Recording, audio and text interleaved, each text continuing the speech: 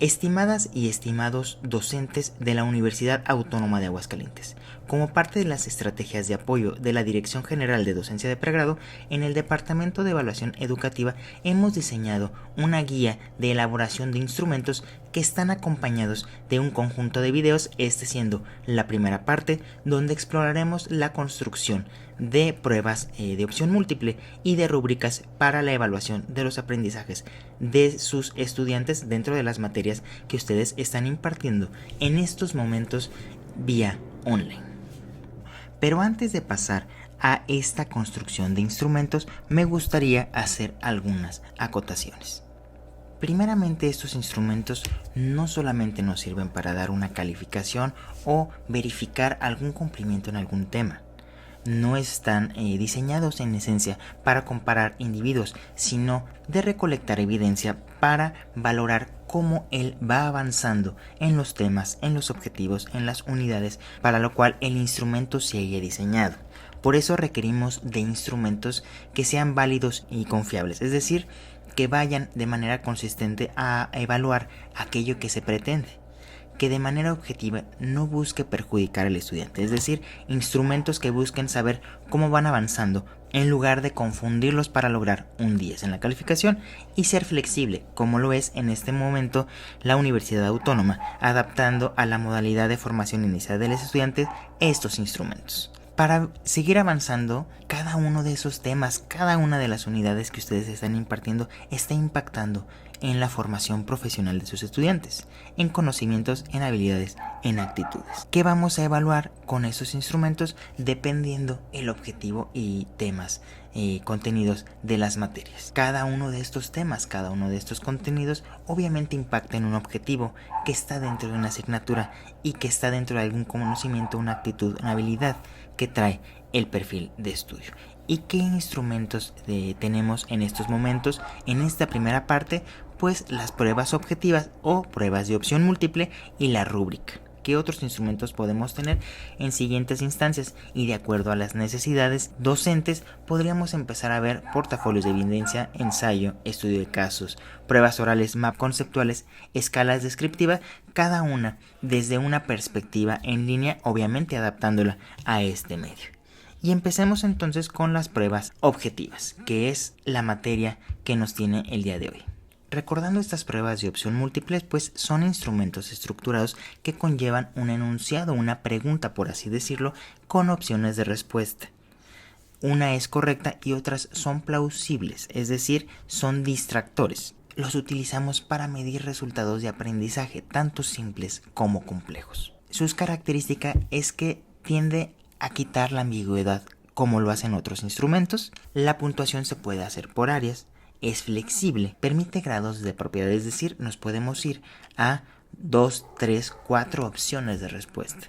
Son fáciles de valorar y de calificar, que esto lo veremos en un siguiente video donde lo haremos de manera automatizada, y discriminan entre los niveles de aprovechamiento, es decir, si podemos sacarle algunos psicométricos, algunos estadísticos, podemos decir cómo se está aprovechando la materia para cada uno de tus estudiantes. Este es un ejemplo simple del tipo de reactivos que conforman una prueba de opción múltiple. Siempre tienen una base del reactivo, que es una pregunta, tienen sus opciones de respuesta. Además, para su creación requerimos de formular argumentos que validen estas opciones. De manera rápida vamos a ver cómo se construye una prueba cuando se puede llevar a gran escala. Primero establecemos el perfil de referencia y el formato de la prueba, es decir, a quién va dirigido, cuáles son los contenidos, y elaboramos especificaciones. ¿Cuáles son los objetivos? ¿Cuáles son los temas? ¿Qué tan extenso puede ser la prueba? Para llegar a la elaboración de reactivos, a su revisión, a contrastarlos con jueces, a adecuarlos y, si es posible, realizar un pilotaje de la prueba para después aplicarla. Después de ello, además de los resultados, viene una revisión psicométrica que nos diga qué ítems son los adecuados para la evaluación, y los ítems que sacaron buenas puntuaciones psicométricas pasan a un banco de reactivos, es decir, no se descartan o se utilizan solamente en una prueba. ¿Qué tenemos que tener como consideraciones para hacer una prueba, hacer cada reactivo que componga una prueba? Primero, evaluar lo que estamos viendo, que sean los contenidos vigentes y que no sean preguntas fácilmente descartables, es decir, que simplemente por sentido común puedan ser acertadas. Utilizar un vocabulario y situaciones comprensibles para los estudiantes a los cuales les estamos haciendo la prueba. Tener independencia, es decir, que no necesitas contestar un reactivo o saber las respuestas de un reactivo para contestar otro. ¿Cuáles son algunas de las cuestiones que sí tenemos que tener muy presentes? Las precauciones que tenemos que tomar. Cuando estamos haciendo un reactivo, tenemos que tener opciones de respuesta del mismo tema o campo. Esto nos va a llevar a que no sean fácilmente descartables. También tener una correcta redacción, que tenga una correspondencia gramatical adecuada entre la pregunta o base del reactivo, que todas estén en el mismo orden, que todas tengan una longitud similar, es decir, para que no se descarten por obviedad o no se pongan como la opción correcta porque está mejor formulada o mejor redactada que las demás opciones. Hay que evitar algunas opciones que no nos lleva a saber dónde está el estudiante, como respuestas ninguna de las anteriores, todas las anteriores, A y B, etc. Si llegamos a tener una pregunta con las opciones de respuesta en números, hay que ponerlos de manera ascendente y a cada opción de respuesta buscamos un argumento de plausibilidad, es decir, que pudiese ser, que sea del tema. Esto nos va a ayudar a tener una mejor organización interna y a no tener ítems con opciones de respuesta que sean fácilmente descartables, y en todas las opciones tratar de evitar el uso de formas negativas o como nunca o no dentro de las opciones de respuesta. ¿Qué tipos de formato de reactivo vamos a ver? En esta ocasión vamos a ver 4, hay muchos, pero nos sirve para empezar a construir una prueba. El cuestionamiento directo, los reactivos de elección, los de completamiento y los de relación de columna. En cuestionamiento directo son preguntas o enunciados, inclusive afirmaciones. Para formularlos, evita que algunas de las palabras que estén en la base del reactivo estén en las opciones de respuesta. También que la pregunta o la base del reactivo nunca sea más corta que las opciones de respuesta, es decir, la longitud máxima debe estar en la parte de arriba en la base del reactivo. Cuando hagas un planteamiento, puede ser una pregunta o puede ser una situación, pon la información necesaria justa para resolver el cuestionamiento explícitamente puesto, ya sea la breve formulación de una pregunta o una situación bastante contextualizada. Este es un ejemplo de una pregunta directa, de un cuestionamiento directo, y trae 4 opciones de respuesta. Todos tienen una longitud similar por ser nombres, y el argumento aquí, aunque sea un argumento sencillo, nos va a ayudar para ver el objetivo, para ver la claridad del tema y decir, entonces sí son plausibles.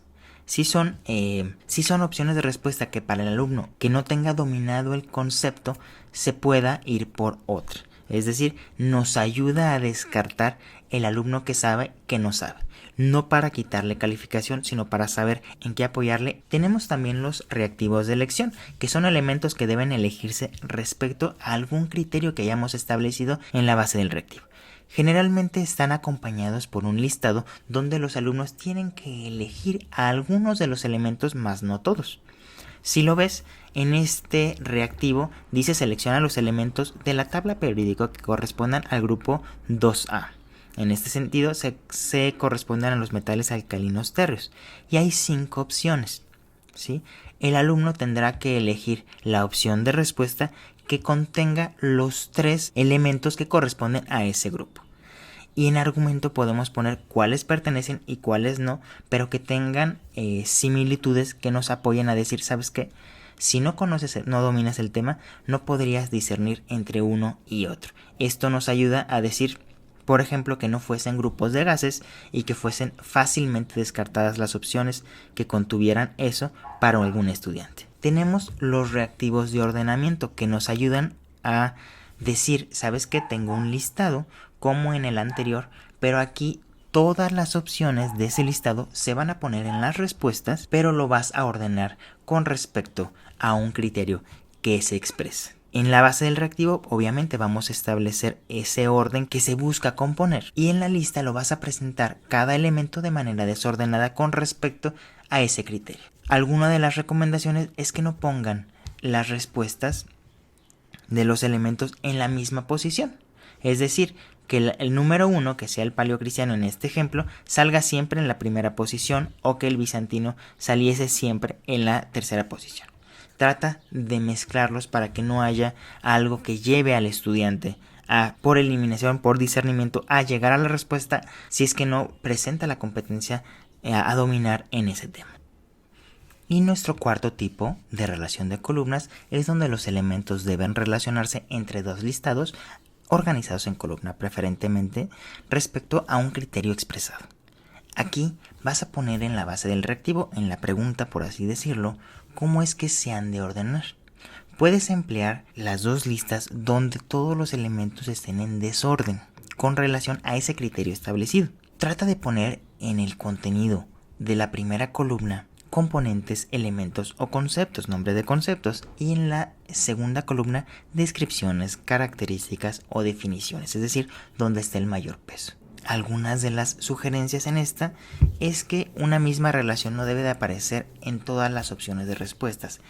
Esto es en el listado, que no sea la A, por ejemplo, que aparezca en todas. Cada opción debe tener el mismo número de relaciones. Es decir, si en la primera pusimos 5 relaciones, en la segunda, en la tercera, en la cuarta opción deben de aparecer esas mismas. Presenta las opciones de respuesta ordenadas respecto al identificador de la primera columna. Es decir, si empezamos con géneros, pues que es 1, 2, 3, 4 y 5, aquí preséntalo así: 1, 2, 3, 4 y 5, y sus relaciones con las características va al ladito. ¿Cómo te podemos apoyar además en evaluación de los aprendizajes? En estos momentos te podemos apoyar con la asesoría en la elaboración de ítems, en el análisis de los reactivos y en la entrega de resultados e informes derivados de ello.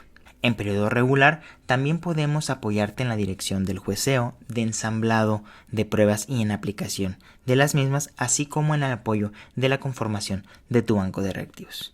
Y aquí concluimos la primera parte donde te presentamos los formatos de reactivos. Recuerda que la composición de estos reactivos, la suma de reactivos, nos llevará a generar la prueba. En el siguiente video veremos cómo hacerlo en línea, es decir, tener una aplicación, tener una plataforma que nos apoye a subir nuestros reactivos, nuestros ítems, y que se califiquen de manera automatizada. Si tuvieses alguna duda con la elaboración de un reactivo o si quieres verificar algo respecto a los que ya hayas elaborado, no dudes en contactarnos, que con gusto te apoyaremos. Estamos en contacto.